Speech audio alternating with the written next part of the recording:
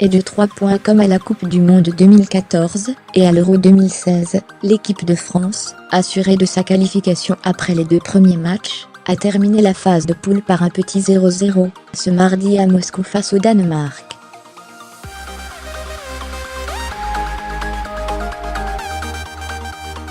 Si l'absence de toute intensité de la seconde période n'a guère plu au public russe, qui a copieusement sifflé, le scénario a été celui que l'on prévoyait.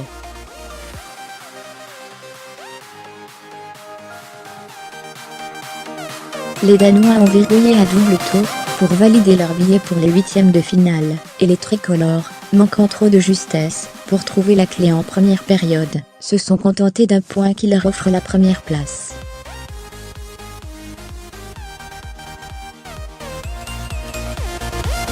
Ils disputeront leur huitième de finale, sans avoir vraiment convaincu jusqu'ici, samedi à Kazan, 17h, 16h en France, contre le deuxième du groupe D, dont l'identité sera connue ce mardi soir.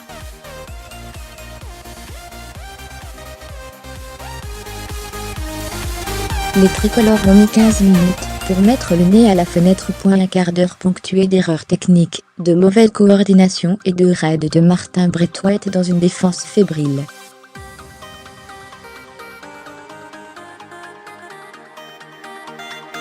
Heureusement, l'attaquant prêté les 5 derniers mois aux Girondins s'est emmêlé au moment de conclure sur le premier, troisième, et Kanté est revenu sur le second, quatrième.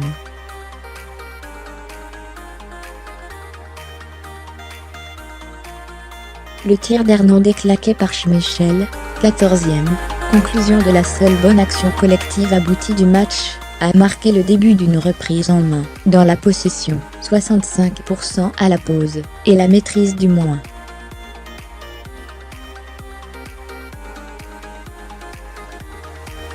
Pour rien, ou presque, frappe de Dembélé à côté, 33e, après un bon appui de Giroud. Les Bleus ont manqué de justesse dans les dernières passes, souvent, de vitesse aussi, pour surprendre des Danois défendant à 9, une ligne de 4, et une autre de 5, dans leurs 30 mètres.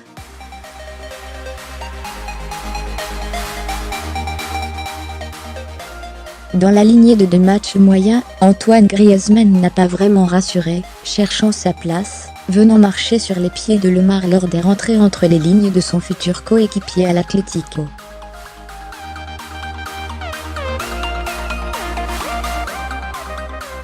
Griezmann a juste été intéressant, lorsqu'il a pris la profondeur, offrant une balle de but à Giroud après un joli ballon de Lemar, 45e, dans une fin de mi-temps plus percutante.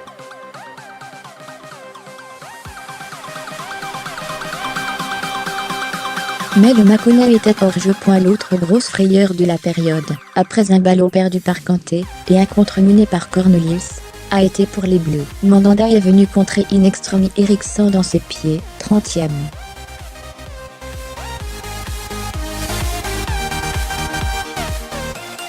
Mis au courant des buts du Pérou face à l'Australie, 2-0, les mettant encore un peu plus à l'abri pour la qualification, les Danois sont, un peu, sortis de leur coquille après la pause, aidés par des Français jouant, volontairement barre oblique, plus bas et multipliant les pertes de balles à l'image de Dembélé et Lemar.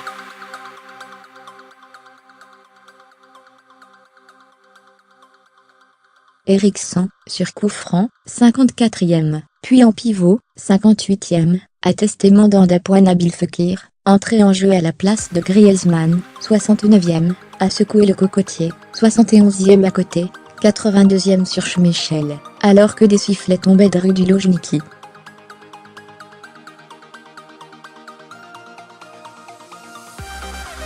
L'entrée du Lyonnais, aidé par un Kylian Mbappé sorti du bain avec de l'envie, aura été l'un des seuls points positifs.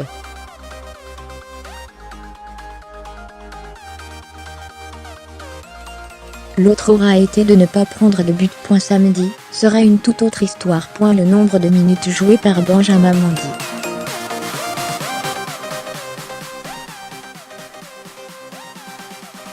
Didier Deschamps avait surpris en ne titularisant pas le latéral gauche de Manchester City, il l'a lancé après la pause à la place d'un Lucas Hernandez boitillant, et pas vraiment convaincant.